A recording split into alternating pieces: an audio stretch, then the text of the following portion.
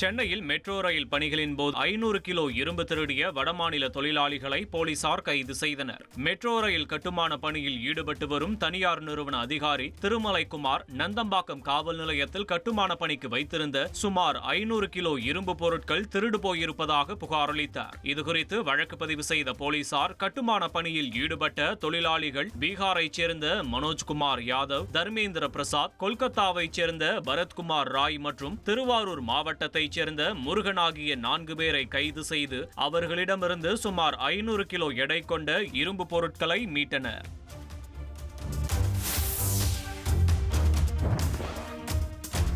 தூத்துக்குடி மாவட்டம் கோவில்பட்டியில் கஞ்சா போதைக்கு அடிமையான மகனை தந்தையை கொலை செய்த சம்பவம் பரபரப்பை ஏற்படுத்தியுள்ளது. லிங்கம்பட்டி பகுதியைச் சேர்ந்தவர் தருமதுரை. இவர் மீது போக்சோ வழக்கு பதியப்பட்டு சிறையில் இருந்த நிலையில் தற்போது பிணையில் வந்துள்ளார். இந்த நிலையில் கஞ்சா போதையில் வந்து தாய் மற்றும் தங்கையிடம் பணம் கேட்டு தகராறு செய்துள்ளார். இதில் அதிர்ச்சியான தந்தை மருதுபாண்டி இரவில் தூங்கிக் கொண்டிருந்த தருமதுரையின் முகத்தில் தலையணை வைத்து மூச்சு திணற செய்து கொலை செய்துள்ளார் என விசாரணையில் தெரியவந்தது. இதனைத் தொடர்ந்து கொலை வழக்கு பதியப்பட்டு கைது செய்யப்பட்டு மருதுபாண்டி சிறையில் அடைக்கப்பட்டார்.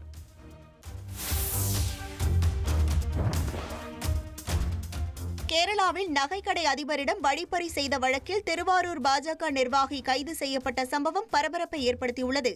கேரள மாநிலம் ஆலப்புழா மாவட்டம் காயங்குளம் என்ற இடத்தில் கடந்த மாதம் நகைக்கடை அதிபரிடமிருந்து 3,24,00,000 ரூபாய் பணத்தை 12 பேர் கொண்ட கும்பல் வழிப்பறி செய்துவிட்டு தப்பி சென்றனர். இது தொடர்பாக கேரளா போலீஸ் 7 பேரை கைது செய்தனர். மேலும் திருவாரூரை சேர்ந்த பாஜக ஓபிசி அணி மாநில நிர்வாகி துரை ஏற்கனவே போலீசில் சரணடைந்தார். இந்த நிலையில் கடத்தலுக்கு பயன்படுத்தப்பட்ட கார் திருவாரூர் நகர பாஜக இளைஞரணி தலைவர் ஸ்ரீராம் என்பவருக்கு சொந்தமானது என கண்டுபிடித்த போலீசார் ஸ்ரீராமை கைது செய்து காரை பறிமுதல் செய்தனர். ட்ரெண்ட் ஆக்கிக்கோங்க. தந்தி டிவியின் சப்ஸ்கிரைபர்ஸ் அண்ட் ஃபாலோவர்ஸ் குடும்பத்துல நீங்களும் இணையுங்க.